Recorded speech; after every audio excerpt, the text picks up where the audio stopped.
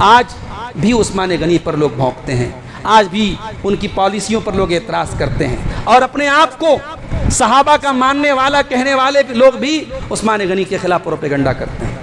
مولانا مودودی کا آپ نے نام سنا ہوگا، ان کی یہ کتاب ہے خلافت و ملوکیت۔ یہ کتاب جب انہوں نے لکھی تو اس کتاب پر سب سے زیادہ خوشی کا اظہار کس نے کیا تھا؟ صحابہ کو گالی دینے والوں نے کیا تھا۔ کیوں؟ کیونکہ حضرت عثمان غنی پر اعتراضات کی بوچھار انہوں نے کی تھی۔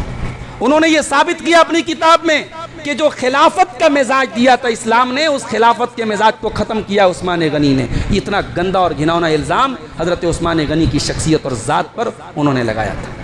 آج بھی بہت سارے لوگ عثمان غنی کو برا بھلا کہتے ہیں، ان پر لعن طعن کرتے ہیں۔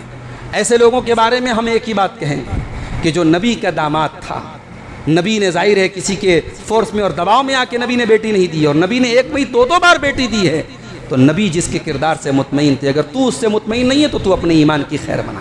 ہم تو الحمدللہ اپنے ایمان پر مطمئن ہیں کہ اے اللہ کل قیامت کے دن تو پوچھے گا کہ تو عثمان سے کیوں محبت کرتا تھا، تو ہم تو جواب دے دیں گے اے اللہ ہم نے تو یہی پڑھا تھا قرآن و حدیث کی روشنی میں کہ عثمان جنتی تھا، عثمان ان 1400 صحابہ کرام میں تھا جنہوں نے بیعت الرضوان کی تھی، عثمان تو وہ تھا جس کا نام لے لے کے تیرے نبی نے کئی بار جنت کی بشارت دی تھی، عثمان تو وہ تھا جو راتوں میں رات بھر قرآن پڑھا کرتا تھا اور دن میں اللہ کی راہ میں صدقہ خیرات کرتا تھا، عثمان تو وہ تھا جس کو نبی نے اپنی 2 بیٹیاں دی تھی، عثمان تو وہ تھا جو بدر میں شامل نہیں ہوا مگر پھر بھی تیرے نبی نے اس کو بدر میں شامل مانا تھا، اور بدر میں جب حصہ لگایا تھا تو ایک حصہ عثمان غنی کا بھی لگایا تھا کہ یہ عثمان غنی کا حصہ ہے۔ تو میرے پیارے ساتھیوں، اپنے بچوں کو بھی ابو بکر عمر اور عثمان کی محبت ان کے دلوں میں پروان چڑھائیے، اپنے بچوں کو بھی تعلیم دیجیے کہ وہ ابو بکر عمر اور عثمان کو جانیں، ان کی سیرت کو جانیں اور ان کی سیرت کو اپنانے کی کوشش کریں۔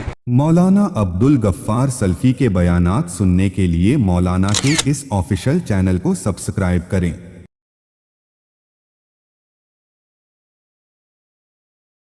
خلیفہ ثالث خلیفہ راشد نبی کا دلبر میرا غنی ہے، صدیق عمر اور علی کا ساتھی حیا کا پیکر میرا غنی ہے، نبی کا دلبر میرا غنی ہے، خلیفہ ثالث خلیفہ راشد،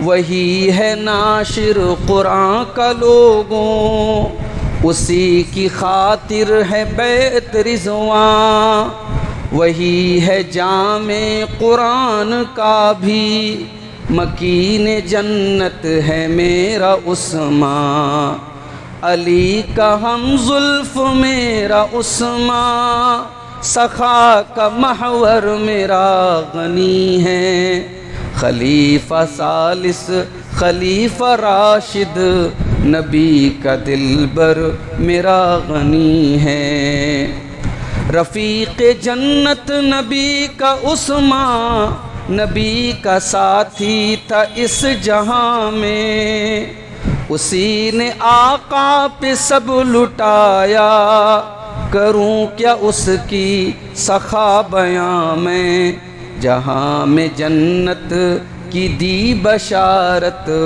داماد سرور میرا غنی ہے، خلیفہ ثالث خلیفہ راشد نبی کا دلبر میرا غنی ہے، کرے انہی سے حیا ملائک، نبی بھی کرتے تھے پیار ان سے، انہی کو دی اپنی بیٹیاں 2، خوشی کا کرتے اظہار ان سے، تھے بعد بو بکر اور عمر کے، ہمارا رہبر میرا غنی ہے، خلیفہ ثالث خلیفہ راشد نبی کا دلبر میرا غنی ہے، ہوئی ہے ظلم اور جبر کی ان پر ہے انتہا اور حد ہوئی ہے،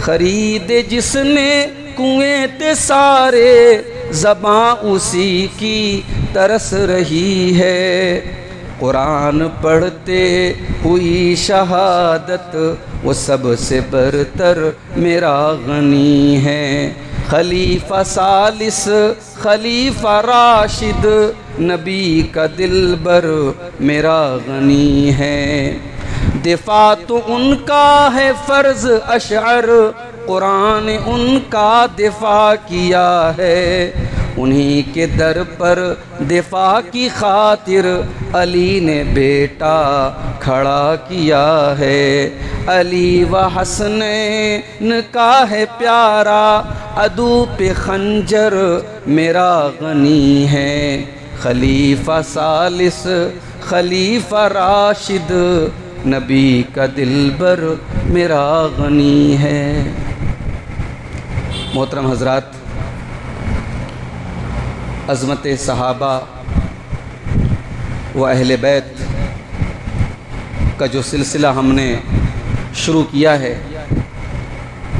اللہ کے فضل و کرم سے آج اسی سلسلے کی یہ تیسری کڑی ہے، اور آج ہماری گفتگو کا جو موضوع ہے وہ حضرت عثمان غنی رضی اللہ تعالیٰ عنہ کی سیرت اور ان کے فضائل ہیں۔ حضرت عثمان غنی تیسرے خلیفہ راشد ہیں، اللہ کے نبی کے داماد، اور ایسے داماد جن کے نکاح میں اللہ کے نبی کی 2 بیٹیاں ہیں، اور ایک ایسے صحابی جن کی شہادت سے اسلامی تاریخ میں فتنوں کی شروعات ہوئی۔ جس تاریخ میں حضرت عثمان غنی شہید ہوئے، اس تاریخ کے بعد امت پھر دوبارہ متحد نہیں ہو سکی، اختلاف کا بیج پڑ گیا، فتنوں کی شروعات وہاں سے۔ تو آج کے ہم درس میں حضرت عثمان غنی کی زندگی کو سمجھنے کی کوشش کریں گے، ان کی سیرت کو سمجھنے کی کوشش کریں گے۔ عثمان غنی کا خاندان بنو امیہ تھا۔ عثمان غنی کا نسب اس طریقے سے ہے: عثمان بن عفان بن ابی العاص بن امیہ بن عبد مناف بن عبد شمس بن عبد مناف۔ عبد مناف پر جا کر کے اللہ کے رسول کے ساتھ مل جاتے ہیں حضرت عثمان غنی۔ اللہ کے نبی کا جو خاندان تھا وہ بنو ہاشم تھا، اور عثمان غنی کا جو خاندان تھا وہ بنو امیہ تھا۔ دونوں ایک ہی خاندان کی 2 الگ الگ برانچ تھی، اور ان دونوں خاندانوں کی بڑی عزت تھی اسلام کے پہلے بھی۔ دونوں خاندانوں میں قیادت اور لیڈرشپ رہتی تھی، یعنی ہم یہ کہہ سکتے ہیں کہ حضرت عثمان غنی اپنے قبیلہ قریش کے ایک ایسے خاندان میں پیدا ہوئے جو اس زمانے کی لیڈرشپ والا خاندان تھا۔ حضرت عثمان غنی کی والدہ کا نام تھا عروہ بنت قریش، یہ اللہ کے رسول کی پھوپھی کی بیٹی تھی۔ حضرت عثمان غنی کی نانی کا نام تھا ام حکیم بیضہ بنت عبد المطلب، اللہ کے نبی کی سگی پھوپھی کی بیٹی تھی۔ عثمان غنی رضی اللہ تعالیٰ عنہ نواسے تھے اللہ کے نبی کی پھوپھی کے۔ یہ رشتہ داریاں اس لیے بتا رہا ہوں کہ آج بڑی آسانی سے لوگ بول دیتے ہیں بنو امیہ نے یہ ظلم کیا، بنو امیہ نے یہ ظلم کیا۔ بنو امیہ کا نام آتا ہے تو لوگ اس کو گالی بنا دیتے ہیں۔ یعنی آج صحابہ کرام کے دفاع پر کوئی آدمی بولے تو اسے کہتے ہیں لوگ صاحب یہ بنو امیہ کا جو ہے پالتو ہے، نعوذ باللہ۔ یہ بنو امیہ کا کون سا خاندان ہے جس خاندان میں نبی کی رشتہ داری ہے، اور نبی سے پہلے نبی کی پھوپھی اسی خاندان میں، اور پھر نبی کی بیٹی اس خاندان میں گئی، اور آگے واقع کربلا کے بعد بھی بنو امیہ کے ساتھ اللہ کے رسول صلی اللہ علیہ وسلم کے گھرانے کی لڑکیوں کی شادیاں ہوئی۔ انشاءاللہ ہم جب حضرت معاویہ کا ذکر کریں گے ہم وہاں ان رشتہ داریوں کی تفصیل آپ کے سامنے بیان کریں گے۔ حضرت عثمان غنی کی پیدائش اس سال کے جس سال ابرہہ نے حملہ کیا تھا خانہ کعبہ پر، جس سال کو عام الفیل کہا جاتا ہے، جس سال اللہ کے نبی پیدا ہوئے تھے، اس سال کے 6 سال کے بعد حضرت عثمان غنی پیدا ہوئے تھے، یعنی عمر میں اللہ کے پیارے نبی سے تقریباً 6 سال چھوٹے تھے حضرت عثمان غنی رضی اللہ عنہ۔ عثمان غنی نے دور جاہلیت میں بھی کبھی شراب نہیں تھی، اور دور جاہلیت میں کبھی کسی بت کے آگے سجدہ نہیں کیا۔ اللہ تعالیٰ نے ان کو ایسا ذہن دیا تھا کہ دور جاہلیت میں بھی وہ شرک سے نفرت کرتے تھے، شراب سے نفرت کرتے تھے، اور اتنے شریف تھے کہ پورے خاندان نہیں پورے عرب میں ان کی عزت تھی۔ مائیں اپنے بچوں کو لوری سناتی تھی تو کہتی تھی انی احبک والرحمن حب قریش لعثمان، کہ اے میرے بچے میں تجھ سے ویسی ہی محبت کرتی ہوں جیسی قریش کے لوگ عثمان سے کرتے ہیں۔ یہ ان کی عزت دور جاہلیت میں تھی۔ حضرت عثمان غنی اسلام کیسے لائے؟ حضرت ابوبکر صدیق کی دعوت پر اسلام لائے۔ حضرت ابوبکر صدیق نے ان کے سامنے جب اسلام پیش کیا اور سمجھایا کہ اے عثمان تم ایک عقل مند آدمی ہو، حق اور باطل تم سے چھپ نہیں سکتا، تم بتاؤ کیا یہ پتھر کے بت ہمارے معبود ہو سکتے ہیں، ہمارے رب ہو سکتے ہیں؟ عثمان غنی نے کہا کہ نہیں، بات تو صحیح کہہ رہے ہو۔ کہا کہ پھر دیر کس بات کی کر رہے ہو؟ اللہ کا آخری رسول آ چکا ہے، محمد اکرم صلی اللہ علیہ وسلم آ چکے ہیں اور اللہ کے آخری نبی بن کر کے آئے ہیں اور توحید کی صدا دے رہے ہیں، ان کی دعوت کو قبول کرو۔ حضرت عثمان غنی کہتے ہیں کہ میں پھر کنٹرول میں نے نہیں کیا اور اسی موقع پر میں اسلام لے آیا، ایک دعوت پر۔ یعنی اللہ تعالیٰ جب دل کو اسلام کے لیے کھولنا چاہے تو ایک میٹنگ میں انسان اسلام قبول کر لیتا ہے۔ اور اسی سماج میں ابو جہل تھا، ابو لہب تھا، نبی کی برابر باتیں سن رہے ہیں مگر کوئی فرق نہیں پڑ رہا ہے۔ تو یہ دل کا فرق ہوتا ہے۔ بعض لوگوں کے دل بڑے سخت ہوتے ہیں اور بعض لوگوں کے دل کو اللہ تعالیٰ ہدایت کے لیے بہت سافٹ بنا دیتا ہے۔ تو عثمان غنی رضی اللہ تعالیٰ عنہ کا دل بہت سافٹ تھا، فوراً وہ ایمان لے آئے۔ ایمان لانے کے بعد عثمان غنی کی زندگی کا ایک ہی مقصد تھا، اسلام کی خدمت کرنا، نبی کی خدمت کرنا، اسلام کا ڈیفینس کرنا۔ عثمان غنی کی سیرت میں 3 چیزیں بہت اہم ہیں، اس کو یاد رکھیے، اور آج ہماری نوجوان نسل کے لیے بہت عبرت ہے اور نصیحت ہے ان 3 چیزوں میں۔ پہلی چیز، عثمان غنی حیادار آدمی تھے، بے حیائی سے انہیں بہت نفرت تھی۔ یعنی جس سماج میں بے حیائی عام تھی، خانہ کعبہ کا ننگے ہو کے لوگ طواف کرتے تھے، اس سماج میں بھی عثمان غنی کبھی کسی کے سامنے کپڑا نہیں چینج کرتے تھے۔ بعض لوگ مذاق اڑاتے تھے کہ یہ تو صاحب لیڈیز کی طرح، یہ تو کمرہ بند کر کے، گھر بند کر کے کپڑا بدلتے ہیں، کسی کے سامنے کپڑا نہیں بدلتے تھے، اتنے حیادار تھے۔ ایک مرتبہ اللہ کے نبی صلی اللہ علیہ وسلم اپنے گھر میں بیٹھے ہوئے تھے، حضرت ابوبکر صدیق آپ سے ملنے کے لیے آئے، بخاری کی روایت، آپ کی ران کھلی ہوئی تھی۔ حضرت ابوبکر صدیق آئے، سلام کیا، اللہ کے نبی کے پاس آ کے بیٹھ گئے، آپ اسی حالت میں بیٹھے رہے۔ حضرت عمر فاروق آئے، اللہ کے نبی اسی حالت میں بیٹھے رہے۔ پھر بتایا گیا کہ عثمان غنی آئے ہیں، اللہ کے پیارے نبی نے اپنا کپڑا درست کیا، اپنی ران کو ڈھانپ لیا اور کہا کہ ہاں عثمان کو آنے دو۔ حضرت عائشہ اللہ کے رسول کی ایک ایک بات کو نوٹ کرتی تھی۔ جب یہ لوگ چلے گئے تو حضرت عائشہ نے کہا اے اللہ کے نبی، میرے والد آئے تو آپ نے پوزیشن کو چینج نہیں کیا، کپڑے کو سے اپنی ران کو نہیں ڈھاکا، اس عمر فاروق آئے تو آپ نے ایسا نہیں کیا، عثمان غنی آئے تو آپ نے اپنی پوزیشن بدل دی، اپنا کپڑا آپ نے صحیح کر لیا، ایسا کیوں کیا آپ نے؟ تو نبی نے ایک تاریخی جملہ کہا تھا، آپ نے فرمایا یا عائشہ الا استحیی من رجل ممن یستحی منہ الملائکہ، اے عائشہ کیا میں اس انسان سے حیا نہ کروں جس سے فرشتے بھی حیا کرتے ہیں؟ اللہ اکبر، فرشتے حیا کرتے ہیں، فرشتے تو معصوم ہیں لیکن فرشتے بھی عثمان غنی سے حیا کرتے ہیں۔ اور ہم اللہ کے نبی کی بات ہے تو ہم یہ بھی نہیں کہہ سکتے کہ اللہ کے نبی بڑھا چڑھا کے بات کر رہے ہیں، مبالغہ کے طور پہ۔ اللہ کے نبی جو بات بولتے ہیں ریئل بولتے ہیں، اس کا مطلب کہ ریئل میں یہ بات تھی، عثمان غنی سے فرشتے بھی حیا کرتے ہیں۔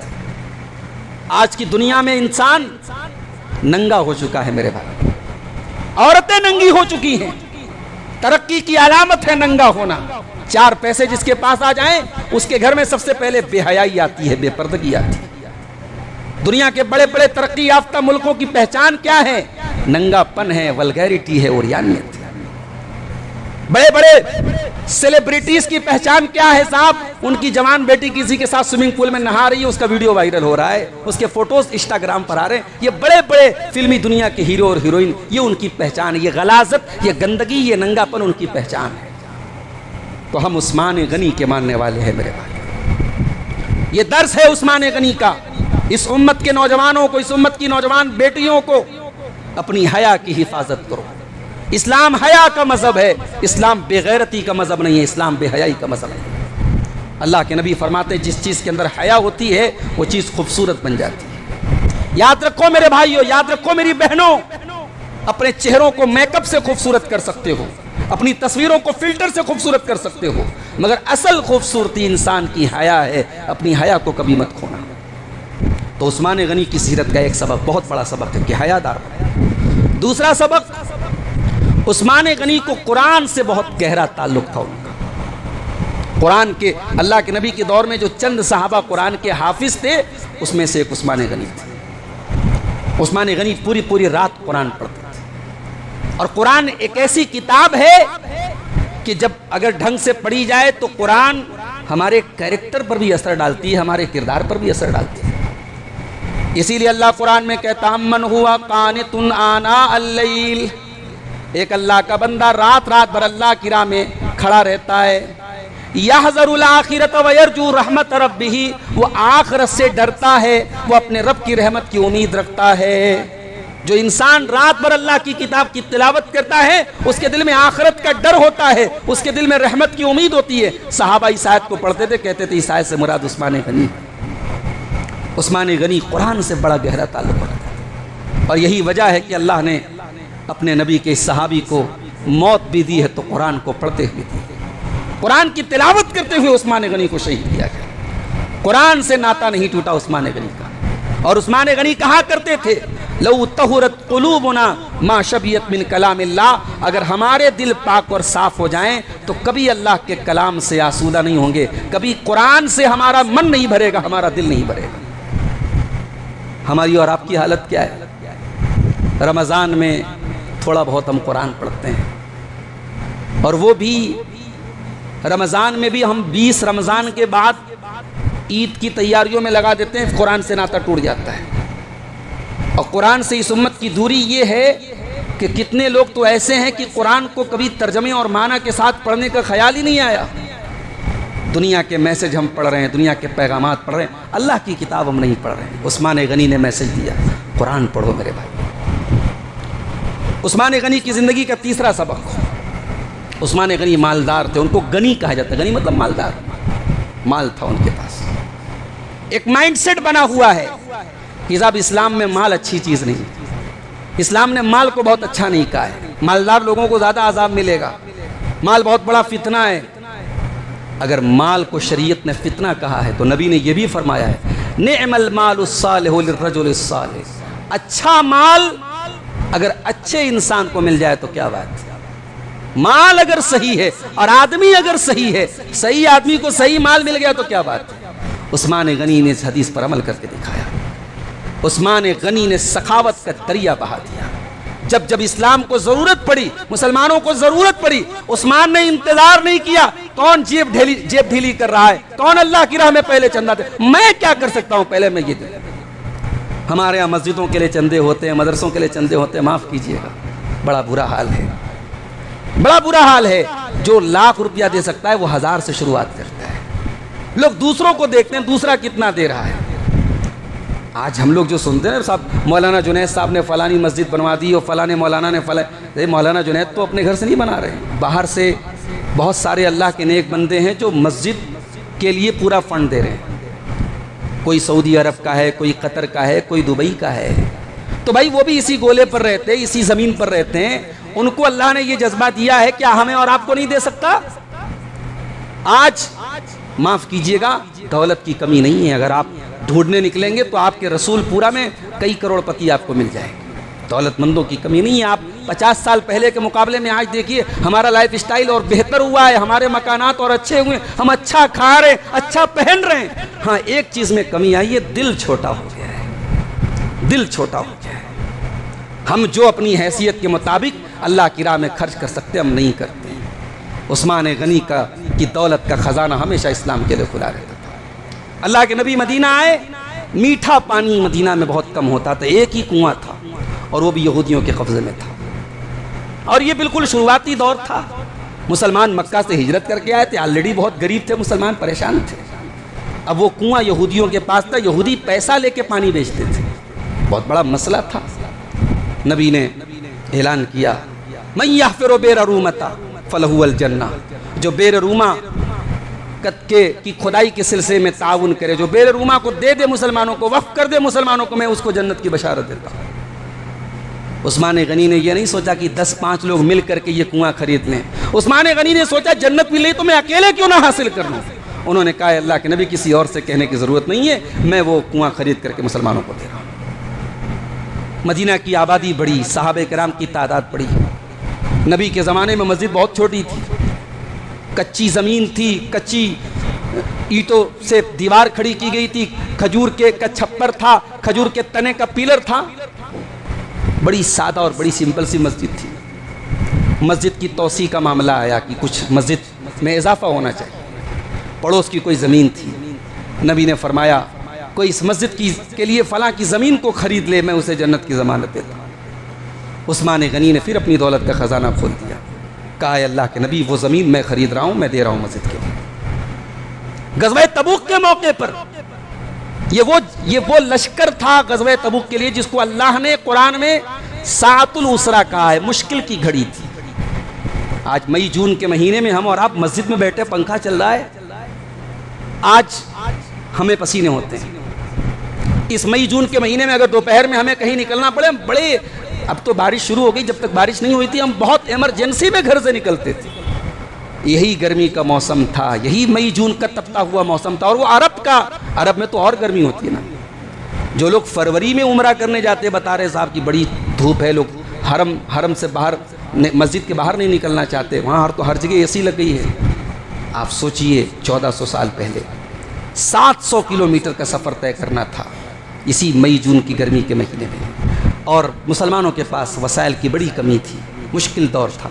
نبی نے اعلان کیا ہے کوئی جو اللہ کی راہ میں اس لشکر کی تیاری میں تعاون کرے۔ صحابہ کرام نے اپنی اپنی حیثیت، غریب بھی تھے امیر بھی تھے، غریب صحابہ کوئی 2 مٹھی جو لا رہا ہے، کوئی 1 مٹھی جو لا رہا ہے، کوئی کپڑا لا رہا ہے، کوئی کھجور لا رہا ہے۔ عثمان غنی دولت والے تھے، انہوں نے تقریباً 700 کچھ اونٹ انہوں نے اللہ کی راہ میں دیے، 60 گھوڑے دیے، ہزاروں دینار دیے۔ یعنی نبی اکرم نے جب یہ اعلان کیا تو نبی اکرم کی ایکسپیکٹیشن اور آپ کی امید سے بڑھ کے عثمان غنی نے تعاون کیا۔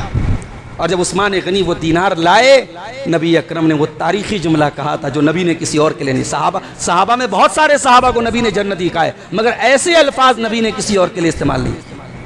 نبی نے عثمان غنی کے ان سونے کے سکوں کو ہاتھ میں لے کے کہا ما ضر عثمان ما عمل بعد اليوم قط، آج کے بعد عثمان کا کوئی عمل اس کا کچھ نہیں بگاڑ سکتا، عثمان نے جنت پکی کر لی۔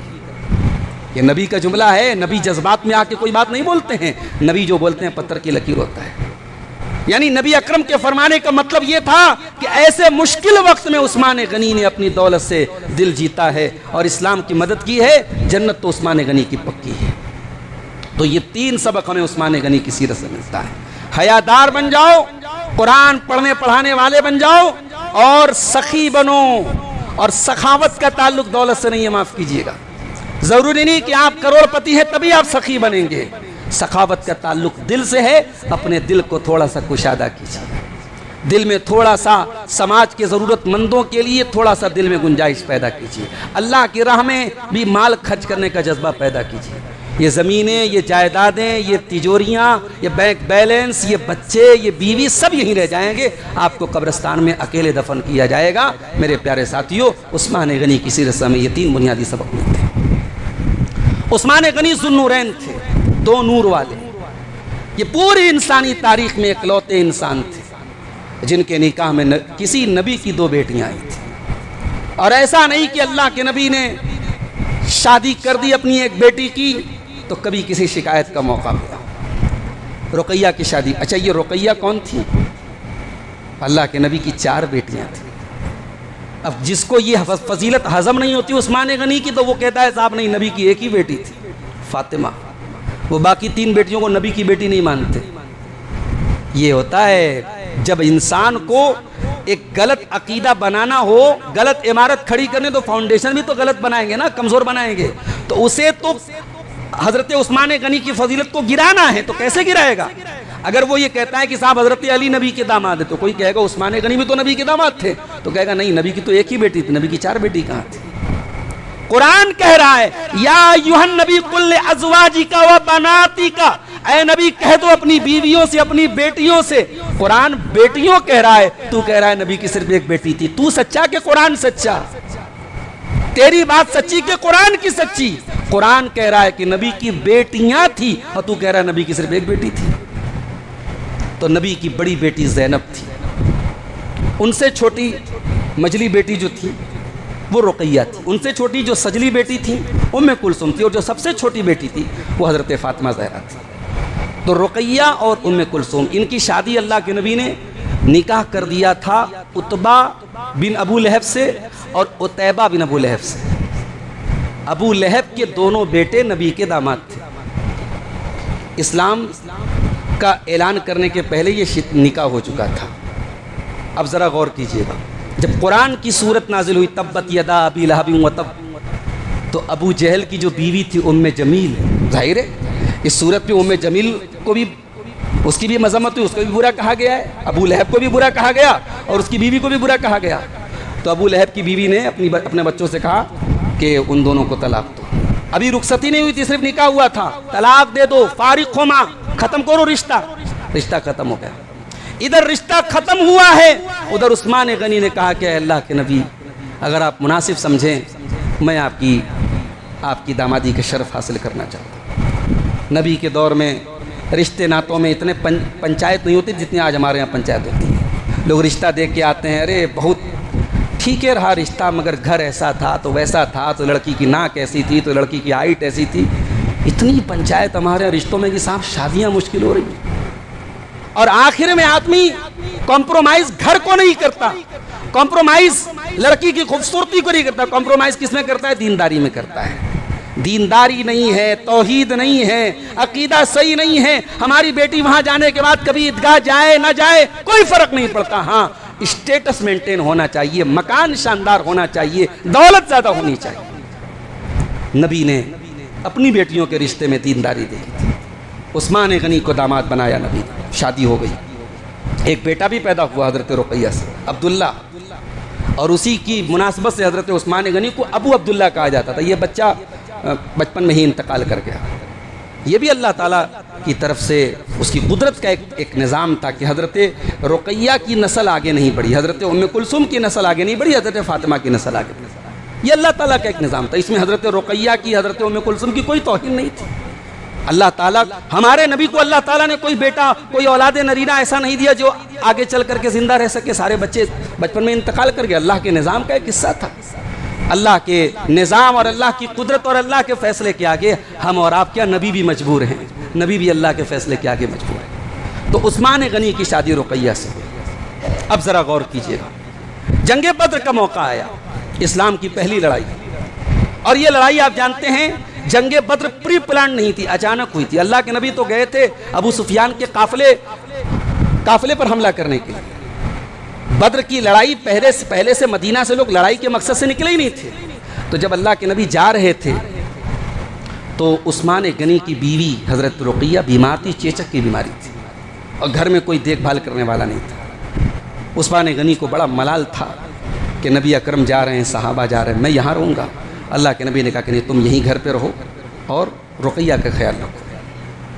اور جب بدر کی لڑائی میں مسلمان کامیاب ہو گئے، فتح یاب ہو گئے اور واپس لوٹے ہیں، تو حضرت رقیہ کا انتقال ہو چکا ہے اور تجہیز و تکفین ہو چکی ہے، جنازہ دے کے، مٹی دے کے عثمان غنی واپس لوٹ رہے ہیں۔ اللہ کے نبی کو اپنی بیٹی کا جنازہ نہیں ملا۔ اللہ اکبر۔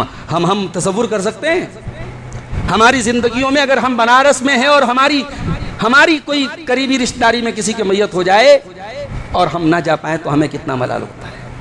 یہاں اللہ کے نبی اپنی بیٹی کے جنازے میں شامل نہیں ہو پائے، کیوں؟ نبی اکرم بدر کی لڑائی میں گئے تھے۔ اس کا مطلب کہ نبی کے لیے، صحابہ کے لیے سب سے بڑھ کے اسلام تھا، ان کی زندگی میں اسلام کا مشن سب سے بڑا تھا۔ نبی آئے، جنازہ ہو چکا ہے، قبر پہ جا کے گئے، دعائے مغفرت کی اور آ کر کے عثمان غنی کو تسلی دی اور کہا کوئی بات نہیں عثمان۔ اور آپ نے اپنی دوسری بیٹی ام کلثوم کی شادی اسی عثمان غنی سے۔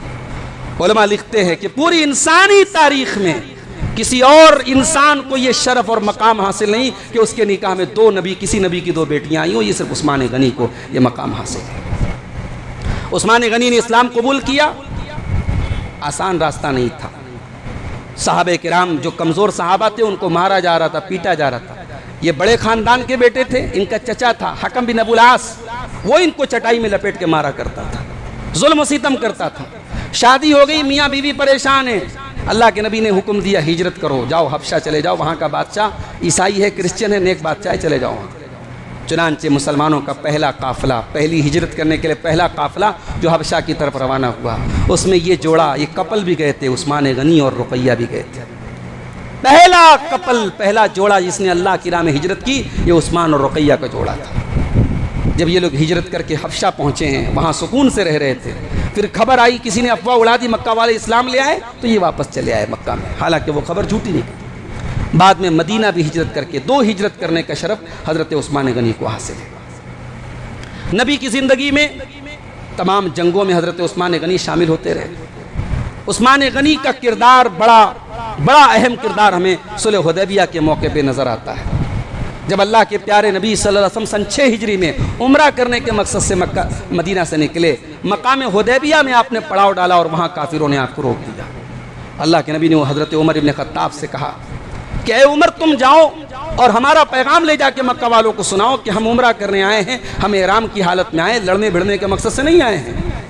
حضرت عمر ابن خطاب نے کہا، اے اللہ کے نبی، میری کوئی رشتہ داری مکے میں نہیں ہے، میرا کوئی سپورٹ کرنے والا وہاں نہیں ہے، آپ مجھے نہ بھیجیں، آپ عثمان غنی کو بھیجیں۔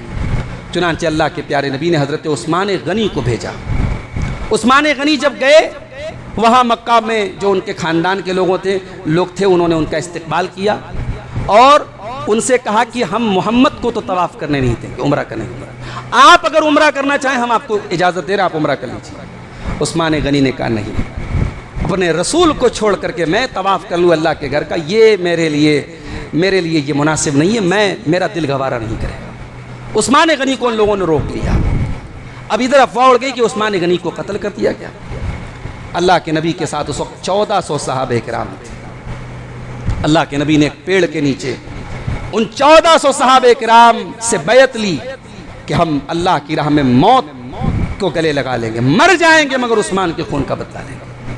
یہ بیعت جو ہوئی پیڑ کے نیچے، اس بیعت کو بیعت الرضوان کہا جاتا ہے۔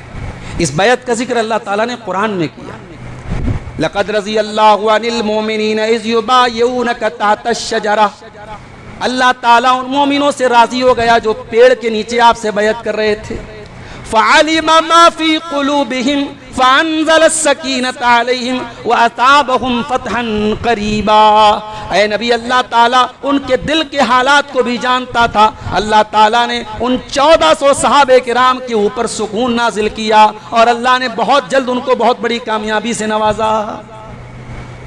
یہ 1400 صحابہ کرام تھے، اس میں عثمان غنی تو نہیں تھے، مگر اللہ کے نبی نے اپنے بائیں ہاتھ پر اپنے دائیں ہاتھ کو رکھ کے کہا کہ یہ عثمان کا ہاتھ ہے۔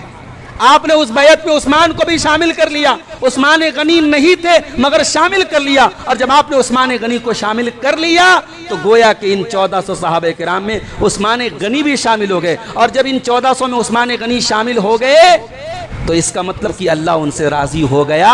یہ سرٹیفکیٹ عثمان غنی کو قرآن کی آیت دے رہی ہے، سورہ فتح کی آیت دے رہی ہے۔ تو عثمان غنی وہ ہیں جن کے خون کا بدلہ لینے کے لیے اللہ کے نبی نے 1400 صحابہ کرام سے بیعت لی تھی۔ حالانکہ بعد میں وہاں پہ پھر مشرکین کی طرف سے آدمی آئے اور صلح ہوئی، وہ لمبا واقعہ ہے۔ اس کے بعد نبی کی حیات کے بعد ابوبکر صدیق کا دور آیا۔ عثمان غنی اس دور میں بھی ان کا کردار بڑا روشن رہا۔ ابوبکر صدیق کے سیکریٹری کے طور پہ عثمان غنی کام کرتے رہے، اہم چیزوں میں ان کو رائے مشورہ دیتے رہے۔ عمر فاروق رضی اللہ تعالیٰ عنہ کے دور میں جو شورا تھی، جو خاص ان کی کمیٹی تھی، جو کیبنٹ تھی عثمان غنی حضرت عمر فاروق کی، اس کیبنٹ میں حضرت عثمان غنی بھی شامل تھی اور مشیر کار رہے، یعنی اہم چیزوں میں مشورہ دیتے رہے۔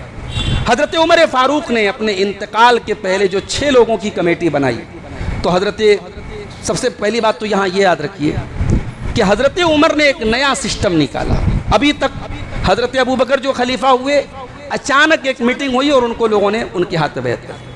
حضرت عمر جو خلیفہ ہوئے، حضرت ابو بکر نے اپنے بعد امت کو وصیت کی کہ یہ میرے بعد جانشین ہوں گے میرے، لیکن حضرت عمر فاروق نے اپنے بعد ایک پورا سسٹم نکالا. انہوں نے 6 لوگوں کی کمیٹی بنائی اور ان کو جو ہے الٹیمیٹم دیا کہ 3 دن کے اندر آپ کو آپس میں سے کسی کو خلیفہ منتخب کر لینا ہے. اور اتنا ہی نہیں، ان 3 دنوں کے دوران آپ نے حکم دیا کہ صہیب رومی وہ نماز پڑھائیں گے، اور کہا کہ مشورے میں آپ عبداللہ ابن عمر کو شامل کر لینا، لیکن ان کو کوئی اختیار نہیں ہوگا، انہی 6 لوگوں میں سے کسی ایک کو خلیفہ بنایا جائے گا. چنانچہ حضرت عمر فاروق کی شہادت کے بعد، ان کو دفن کرنے کے بعد، یہ جو 6 لوگوں کی کمیٹی تھی، اس میں سب سے سینئر جو تھے وہ ظاہر حضرت عثمان غنی تھے، پھر حضرت علی تھے، اس کے بعد حضرت عبد الرحمن بن عوف تھے، حضرت سعد بن ابی وقاص تھے، حضرت زبیر تھے، حضرت طلحہ تھے. یہ 6 لوگ تھے. تو حضرت عبد الرحمن بن عوف نے کہا کہ ایک کام کرو، ہم 6 لوگوں میں سے 3 لوگ اپنا معاملہ 3 کے حوالے کر دیں، یعنی 3 لوگ سائیڈ ہو جائیں تو پھر ہمیں آسانی رہے گی، 3 لوگوں میں سے ہمیں سلیکشن کرنا رہے گا. چنانچہ حضرت زبیر نے کہا کہ میں اپنا معاملہ علی کے حوالے کر رہا ہوں، حضرت طلحہ نے کہا میں اپنا معاملہ حضرت عثمان کے حوالے کر رہا ہوں، اور حضرت سعد نے کہا کہ میں اپنا معاملہ عبد الرحمن بن عوف کے حوالے کر رہا ہوں. اب ان 3 لوگوں میں سے کسی ایک کا سلیکشن کرنا تھا. تو اب یہ 3 لوگ کون کون بچے؟ حضرت علی بچے، حضرت عثمان بچے، اور حضرت عبد الرحمن بن عوف بچے.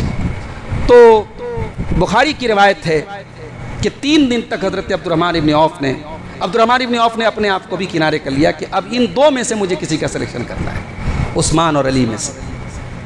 3 دن تک حضرت عبد الرحمن بن عوف تمام لوگوں سے رائے مشورہ کرتے رہے، حتیٰ کہ عورتوں تک سے انہوں نے گھر گھر جا کے رائے لی کہ آپ کی نظر میں کون بہتر رہے گا. تمام لوگوں نے اپنی رائے دی. بخاری کی روایت ہے فجر کی نماز جب ہو گئی تو یہ تمام 6 کے 6 لوگ ممبر کے پاس موجود تھے. حضرت عبد الرحمن بن عوف نے تمام مہاجرین اور انصار کو بلایا، اور وہ چونکہ حج کا ٹائم تھا، سب لوگ حج کرنے آئے ہوئے تھے، آس پاس کے بھی لوگ آئے تھے. اس کے بعد جب سارے لوگ اکٹھا ہو گئے تو حضرت عبد الرحمن بن عوف نے خطبہ دیا اور کہا اما بعد یا علی انی قد نظرت فی امر الناس فلا اراہم یعدلون بعثمان. اے علی، میں نے لوگوں سے رائے مشورہ کیا، لوگ عثمان کے برابر کسی کو نہیں سمجھتے. فلا تجعلن علی نفسک سبیلا، اے علی آپ اپنے دل میں کوئی ملال مت رکھیے گا. اس کے بعد حضرت عبد الرحمن نے حضرت عثمان سے کہا کہ اے عثمان اپنا ہاتھ آگے بڑھائیے. ابایعک علی سنت اللہ ورسولہ والخلیفتین من بعدہ، میں آپ کے ہاتھ پر بیعت کرتا ہوں اللہ کا نام لے کر کے، آپ اللہ کی، اس کے رسول کی اور رسول کے دونوں خلیفہ کے طریقے کو فالو کیجیے گا. تو حضرت عبد الرحمن بن عوف نے بیعت کی، تمام مہاجرین اور انصار نے بیعت کی. سب سے پہلے عبد الرحمن بن عوف نے بیعت کی اور دوسرے نمبر پر حضرت علی بن ابی طالب نے بیعت کی. تو یہاں سے حضرت عثمان غنی کی خلافت کا دور شروع ہوا. حضرت عثمان غنی 12 سال تک خلیفہ رہے. ان 12 سالوں میں جو شروع کے 6 سال تھے وہ بہت پرسکون تھے، بہت اچھے گزرے، لیکن بعد کے جو 6 سال تھے اس میں کچھ فتنہ پردازوں کی وجہ سے حالات پریشانی والے پیدا ہوئے، جنہوں نے یہ حالات کو یہاں تک پہنچا دیا کہ عثمان غنی کو ان کے گھر میں 40 دن تک محاصرہ کر کے ان کو شہید کیا گیا. اس کے پہلے کہ ہم حضرت عثمان غنی کی شہادت پر روشنی ڈالیں، میں چاہتا ہوں کہ حضرت عثمان غنی کی فضیلت پر ہم چند روایات دیکھ لیں، کیونکہ ہمارے موضوع کے دونوں حصے ہیں، سیرت بھی ہمیں بیان کرنا ہے، فضائل بھی بیان کرنا ہے. 2-4 حدیثیں آپ حضرت عثمان غنی کے فضائل پر سن لیجیے. یہ بخاری کی روایت ہے. ایک مرتبہ حضرت ابو بکر، حضرت عمر اور حضرت عثمان، یہ تینوں لوگ جو ہے احد پہاڑ کے اوپر موجود تھے. احد پہاڑ ہلنے لگا. اللہ کے نبی نے فرمایا اسکن احد، اے احد تو ٹھہر جا، فلیس علیک الا نبی و صدیق و شہیدان. اے احد تیرے اوپر ایک نبی ہیں، ایک صدیق ہیں اور 2 شہید ہیں. اس پہاڑ پر اللہ کے نبی کے ساتھ احد پہاڑ کے اوپر ابو بکر تھے، عمر تھے اور عثمان تھے. بخاری کی ایک دوسری روایت ہے، عبداللہ ابن عمر کہتے ہیں کہ اللہ کے نبی کے دور میں ہم ابو بکر کے برابر کسی کو نہیں سمجھتے تھے، پھر عمر کو درجہ دیتے تھے، پھر عثمان کو دیتے تھے. اور اسی طریقے سے حضرت عبد الرحمن ابن سمرہ کہتے ہیں کہ اللہ کے نبی نے جیش اسرا کے موقع پر، غزوہ تبوک کے موقع پر بار بار یہ بات کہی تھی، ما ضر عثمان ما عمل بعد اليوم قط، عثمان کو اس کا کوئی عمل نقصان نہیں پہنچا سکتا ہے. عثمان غنی کے دور میں ایک فتنہ پیدا ہوا، یہ عبداللہ ابن سبا کا فتنہ تھا. عبداللہ ابن سبا ایک یہودی تھا، اس نے اسلام کا چولا پہنا اور اس نے سب سے پہلے یہ ہوا کھڑا کیا کہ خلافت یہ نبی کی آل کا حق ہے، یہ حضرت علی اور ان کی اولاد کا حق ہے۔ عثمان غنی نے تو زبردستی قبضہ کیا ہے اس کے اوپر۔ یہاں سے اس پروپیگنڈے کی شروعات ہوئی۔ میرے بھائیوں، یہ جو مزاج ہے نا کہ نبی نے اپنے بعد علی کو خلیفہ بنایا اور علی کے بعد ان کی نسل میں ہی خلافت چلے گی، یہ اسلام کا مزاج ہی نہیں ہے۔ اسلام نسل پرستی کی تعلیم نہیں دیتا ہے۔ اسلام کی نظر میں نسل پرستی کی کوئی حیثیت ہی نہیں ہے۔ یہ مزاج تو یہودیوں کا تھا۔ یہودی اپنے آپ کو کہتے تھے صاحب ہم بنی اسرائیل ہیں، اسی لیے یہودی اللہ کے نبی کو رسول نہیں مانتے تھے۔ وہ کہتے تھے صاحب یہ اسماعیل کی اولاد میں سے یہ نبی کہاں سے آ گیا؟ تو یہ نسل پرستی کا جو بخار تھا، اسلام میں اس کی کوئی حیثیت نہیں تھی۔ تو جو یہ عقیدہ جو گڑھا گیا نا کہ نبی کے بعد نبی کے وصی کون ہیں؟ علی ہیں، اور علی کے بعد ان کے بیٹے حسن ہیں، ان کے پھر بھائی حسین ہیں، پھر ان کے بیٹے علی زین العابدین ہیں، یہ جو سلسلہ امامت کا جو عقیدہ بنایا گیا، یہ در حقیقت عبداللہ ابن سبا نے بنایا۔ یہ مصر کا رہنے والا تھا، یہودی تھا اور اسلام کا کٹر دشمن تھا۔ اس نے اسلام کا لبادہ اوڑھا اور دھیرے دھیرے لوگوں کا مائنڈ بنانا شروع کیا، اور ہر علاقے میں اس نے اپنے گرگوں کو، اپنے گنڈوں کو بھیجا، اور دھیرے دھیرے ہر دور میں باطل سے باطل بات کو بھی لوگ فالو کرنے لگتے ہیں۔ اور خاص طور سے دو علاقے، کوفہ اور بصرہ، یہ دو علاقے ایسے تھے جہاں بہت سارے فتنہ پرور لوگ تھے۔ اچھا، حضرت عثمان غنی کے دور میں اکثر علاقوں کے جو گورنر تھے وہ بنو امیہ میں سے تھے، اور یہ عثمان غنی کے اپنے نہیں اپوائنٹ کیے ہوئے تھے، حضرت عمر کے دور سے تھے، کیونکہ بنو امیہ کے اندر حکومت کرنے کی اور گورننس کی صلاحیت بہت اچھی تھی۔ تو حضرت عمر فاروق کے دور سے بہت سارے اسٹیٹس کے جو گورنر تھے وہ بنو امیہ میں سے تھے۔ تو ایک اعتراض کا یہ بھی موقع مل گیا لوگوں کو کہ بھائی ان کے تو تمام گورنر بنو امیہ کے۔ پھر حضرت عثمان غنی دل کے اونچے تھے، اپنے رشتہ داروں کو بہت پیسہ دیتے تھے، بہت مدد کرتے تھے، یہ بات بھی بہت بھاری گزرتی تھی۔ تو ان سب چیزوں کو انہوں نے پروپیگنڈا بنانا شروع کیا، اور پھر حالات یہاں تک پہنچے کہ انہوں نے حج کے موقع پر، جب ان کو پتا تھا کہ مدینہ کی اکثریت حج کے سفر پہ گئی ہے، یہ باغیوں کا ایک پورا گروہ لگ بھگ 1000 لوگ مدینہ میں آئے، اور انہوں نے حضرت عثمان غنی کے گھر کا محاصرہ کیا، اور تقریباً 40 دنوں تک انہوں نے محاصرہ کیا۔ ان کی ڈیمانڈ کیا تھی کہ اے عثمان غنی، ہمارے آپ کے اوپر یہ الزامات تھے۔ عثمان غنی نے ایک ایک الزام کی کلی کھول دی۔ عثمان غنی نے کہا کیا تمہارا اعتراض ہے؟ تم یہ اعتراض کرتے ہو کہ میں نے اپنے خاندان کو بہت دیا، تم ثابت کر دو کہ میں نے بیت المال میں سے دیا ہے۔ اللہ نے مجھے مال نوازا ہے، میں پہلے خلیفہ ہونے کے پہلے بھی اپنے خاندان کے لوگوں کو دیتا تھا، آج بھی دیتا ہوں، اس میں کون سے اعتراض کی بات ہے؟ انہوں نے ایک اعتراض یہ کیا کہ صاحب آپ اپنے خاندان کے لوگوں کو آپ نے عہدے دے رکھے ہیں، ان کو گورنر بنا کے رکھا ہے، آپ نے کہا کہ میں نے کس کو اس کے اپنے خاندان کا ہونے کی وجہ سے گورنر بنایا، آپ دکھا دیجئے، میں نے صلاحیت اور ٹیلنٹ کی بنیاد پہ لوگوں کو حکومت دی۔ تو الغرض اس قسم کے بڑے لچر اور بڑے کمزور قسم کے اعتراضات تھے، اور ان کا مطالبہ یہ تھا کہ عثمان غنی خلافت سے ہٹ جائیں۔ عثمان غنی کو خلافت سے ہٹ جانا چاہیے تھا، کیوں نہیں ہٹے؟ اس کی 2 وجہ تھی۔ پہلی وجہ، اللہ کے نبی نے حضرت عثمان غنی کو وصیت کی تھی کہ اللہ تعالیٰ خلافت کی جو قمیص آپ کو پہنائے گا، خلافت کا جو کرتا آپ کو پہنائے گا، وہ لوگوں کے کہنے پر آپ مت اتاریے۔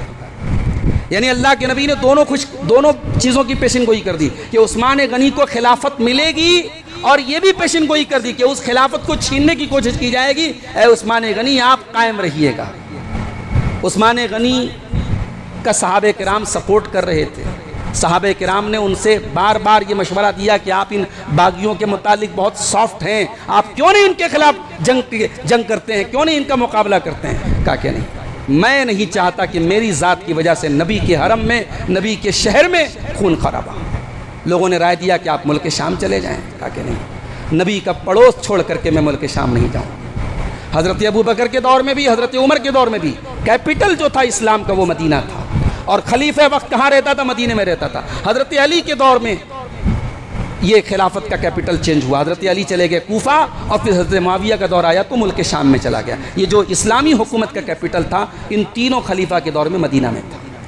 تو حضرت عثمان غنی شام بھی جانے کو تیار نہیں، کہا کہ مکہ چلے جائیے آپ، کہا کہ یہ باقی جو نبی کے حرم کی قدر نہیں کر رہے ہیں، مدینہ کی قدر نہیں کر رہے ہیں، کیا میں ان سے کیا امید رکھوں کہ یہ خانہ کعبہ کی توہین نہیں کریں گے؟ میں مکہ بھی نہیں جاؤں گا۔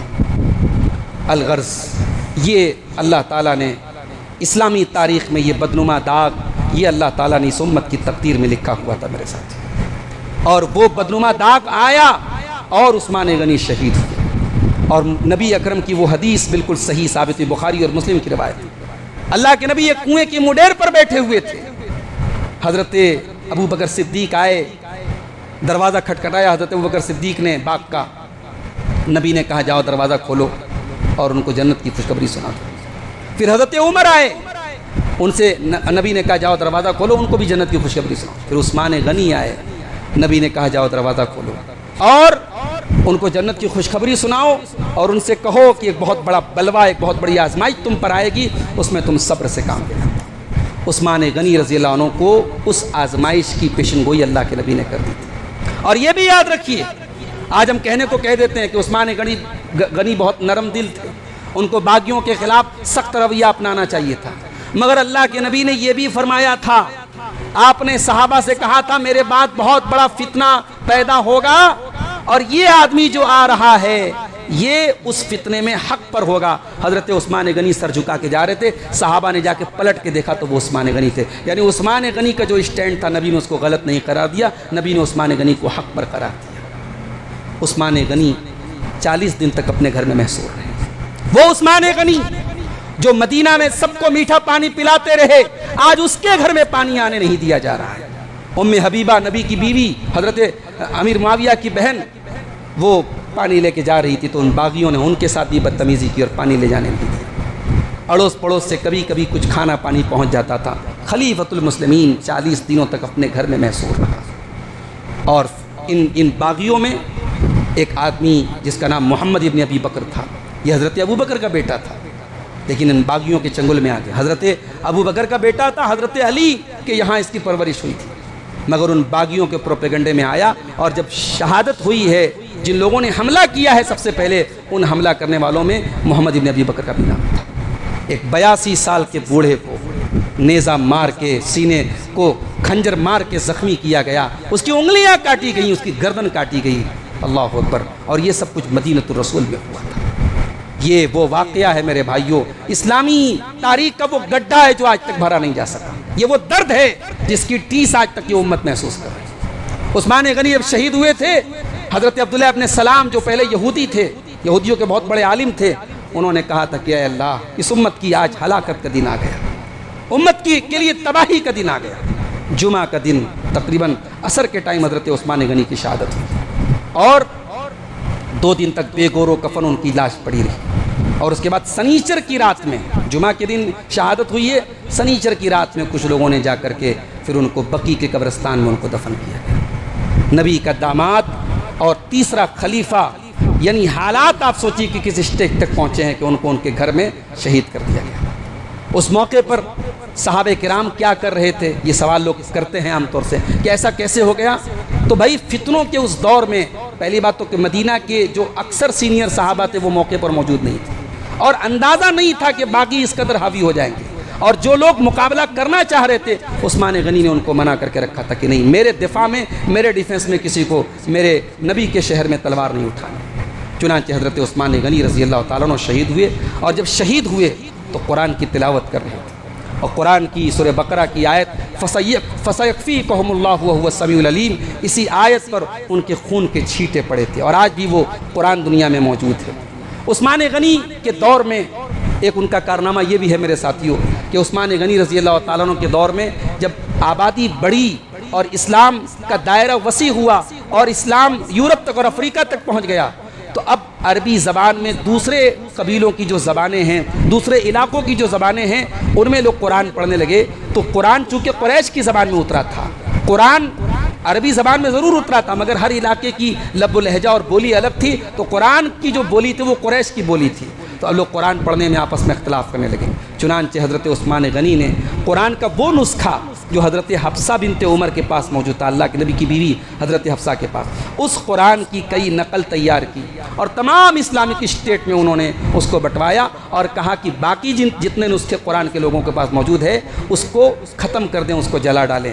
تو گویا کہ نبی کے دور میں جو قرآن اترا تھا، جس زبان پہ قرآن اترا تھا، اس قرآن پہ لوگوں کو جمع کرنے والے کون ہیں؟ عثمان غنی ہیں۔ یہ ان کا کارنامہ بھائی امت جو ہے وہ ہمیشہ یاد رکھے گی۔ عثمان غنی کے دور میں اسلامی فتوحات کا دائرہ بہت وسیع ہوا۔ شام کے جو علاقے باقی رہ گئے تھے حضرت عمر کے دور میں، وہ حضرت عثمان کے دور میں فتح ہوئے۔ مصر کے بہت سارے علاقے ان کے دور میں فتح ہوئے، افریقہ کے بہت سارے علاقے ان کے دور میں فتح ہوئے، اور اسلامی فوج کا پہلا بحری بیڑا جو سائپرس نام کے ایک آئی لینڈ جزیرہ قبرص پر جس نے حملہ کیا تھا، اور جس لشکر کے کمانڈر حضرت معاویہ رضی اللہ تعالیٰ عنہ تھے، پہلا بحری بیڑا سمندر کے راستے سے پہلا جو لشکر روانہ ہوا ہے وہ حضرت معاویہ کی قیادت میں حضرت عثمان غنی کے دور میں سن 27 ہجری میں روانہ ہوا تھا۔ اور بڑے بڑے سینئر صحابہ کرام، چونکہ یہ بحری راستے سے یہ فوج جا رہی تھی تو اس میں شامل ہوئے تھے۔ اسی لشکر میں حضرت ام حرام رضی اللہ تعالیٰ عنہ بھی شامل ہوئی تھیں، اور اپنے گھوڑے سے وہ کشتی پہ سوار ہونے کے ٹائم جب گھوڑے سے اتری ہیں تو وہیں پھسل کر کے گر گئی اور ان کا انتقال ہو گیا۔ اور ام حرام کی صحیح روایت ہے، وہ کہتے ہیں کہ اللہ کے نبی نے فرمایا میری امت کا پہلا لشکر جو سمندر کے راستے جہاد کرے گا، اس لشکر کے تمام لوگوں نے جنت کو اپنے اوپر واجب کر دیا۔ تو عثمان غنی رضی اللہ تعالیٰ عنہ وہ صحابی ہے میرے پیارے ساتھیوں، ان کے کارنامے، ان کے کردار رہتی دنیا تک کے لیے ہمارے لیے مشعل راہ رہیں گے۔ عثمان غنی نے ہمیں اور آپ کو یہ درس دیا ہے کہ اگر آپ حق پر ہیں، اگر آپ صحیح ہیں تو آپ کمپرومائز مت کیجیے۔ عثمان غنی چاہتے باغیوں کی بات مان کے کمپرومائز کر لیتے، تو انہوں نے بغاوت کرنے والوں کی بات سے کمپرومائز نہیں کیا، نبی کی وصیت پر قائم رہے، اور ان باغیوں نے بے شرمی کا مظاہرہ کیا، اور ایک 82 سال کے بوڑھے کو نہ تو نبی کی قرابت کا لحاظ رکھا، نہ نبی کی صحابیت کا لحاظ رکھا، نہ ان کے امیر المومنین ہونے کا خیال کیا، نہ ان کی عمر کا خیال کیا، اور بڑی بے دردی سے ان کو شہید کر دیا گیا۔ مگر امت نے دیکھا کہ جتنے لوگوں نے عثمان غنی کے قتل میں حصہ لیا تھا سب بڑی بے دردی کی موت مارے گئے۔ ایک بھی عثمان غنی کا قاتل اپنی طبعی اور نیچرل موت نہیں مرا۔ جتنے لوگوں نے ان کے قتل میں حصہ لیا سب بری طریقے سے قتل کیے گئے، مارے گئے۔ یہ عثمان غنی کے قتل کی سزا اللہ نے دنیا میں ان کو دی، اور آخرت میں جو ملے گی ملے گی۔ اور امت کو اس شہادت سے جو درد ملا وہ آج تک ملا۔ یہیں سے فرقے پیدا ہوئے، یہیں سے اختلافات پیدا ہوئے، اور ایک تلوار کے سائے میں اور ایک جھنڈے تلے پھر امت کبھی اکٹھا نہیں ہو سکی۔ تو میرے عزیزوں، میرے ساتھیوں، عثمان غنی رضی اللہ تعالیٰ عنہ کی سیرت اور آپ کی زندگی کے یہ چند حالات میں نے آپ کے سامنے بیان کیے ہیں۔ آج بھی عثمان غنی پر لوگ بھونکتے ہیں، آج بھی ان کی پالیسیوں پر لوگ اعتراض کرتے ہیں، اور اپنے آپ کو صحابہ کا ماننے والا کہنے والے لوگ بھی عثمان غنی کے خلاف پروپیگنڈا کرتے ہیں۔ مولانا مودودی کا آپ نے نام سنا ہوگا، ان کی یہ کتاب ہے خلافت و ملوکیت۔ یہ کتاب جب انہوں نے لکھی تو اس کتاب پر سب سے زیادہ خوشی کا اظہار کس نے کیا تھا؟ صحابہ کو گالی دینے والوں نے کیا تھا۔ کیوں؟ کیونکہ حضرت عثمان غنی پر اعتراضات کی بوچھار انہوں نے کی تھی۔ انہوں نے یہ ثابت کیا اپنی کتاب میں کہ جو خلافت کا مزاج دیا تھا اسلام نے، اس خلافت کے مزاج کو ختم کیا عثمان غنی نے۔ اتنا گندا اور گھناؤنا الزام حضرت عثمان غنی کی شخصیت اور ذات پر انہوں نے لگایا تھا۔ آج بھی بہت سارے لوگ عثمان غنی کو برا بھلا کہتے ہیں، ان پر لعن طعن کرتے ہیں۔ ایسے لوگوں کے بارے میں ہم ایک ہی بات کہیں گے کہ جو نبی کا داماد تھا، نبی نے ظاہر ہے کسی کے فورس میں اور دباؤ میں آ کے نبی نے بیٹی نہیں دی، اور نبی نے ایک میں دو بار بیٹی دی ہے، تو نبی جس کے کردار سے مطمئن تھے، اگر تو اس سے مطمئن نہیں ہے تو تو اپنے ایمان کی خیر بنا۔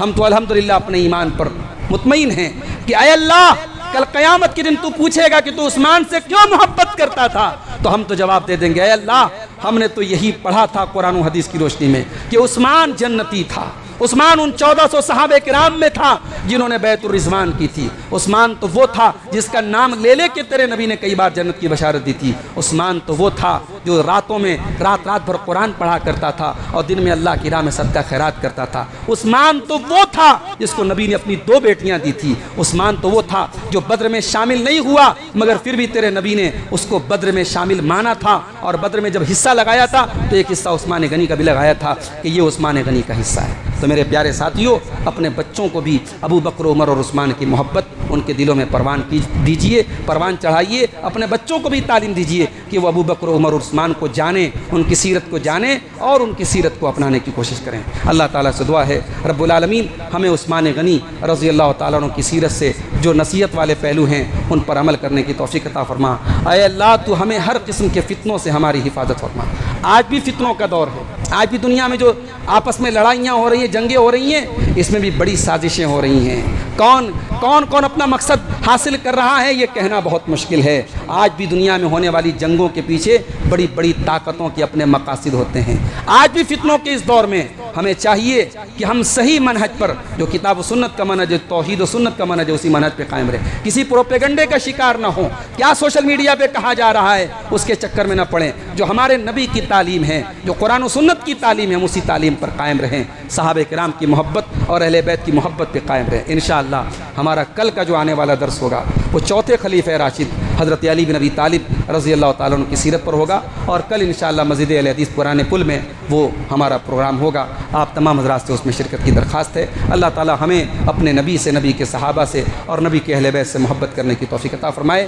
عثمان غنی رضی اللہ تعالیٰ عنہ پر اللہ تعالیٰ اپنی رحمت نازل فرمائے، اور جن کے دلوں میں عثمان غنی کے خلاف بغض و عداوت ہے، اللہ ان کو صحیح سمجھ دے، اللہ ان کو ہدایت دے، اللہ تعالیٰ ان کو صحابہ کرام کی سیرت کو صحیح طریقے سے سمجھنے اور ان کا صحیح مقام جاننے کی اللہ تعالیٰ ان کو توفیق عطا فرمائے۔ اور ہمارے وہ بھائی جو تحقیق کے نام پہ، ریسرچ کے نام پہ صحابہ کرام پر کیچڑ اچھال رہے ہیں، ان میں کیڑے نکال رہے ہیں، ان کی آپس کی لڑائیوں کو جو ہے وہ نمایاں کر رہے ہیں، اور صحابہ کرام کو نعوذ باللہ آج کے دور کی طرح جو لالچی ہوتے ہیں حکومت اور کرسی کے، اس طریقے کا صحابہ کرام کو ثابت کرنا چاہتے ہیں، اللہ تعالیٰ ایسے نادان لوگوں کو قرآن و سنت کی روشنی میں صحابہ کا مرتبہ سمجھنے کی توفیق عطا فرمائے۔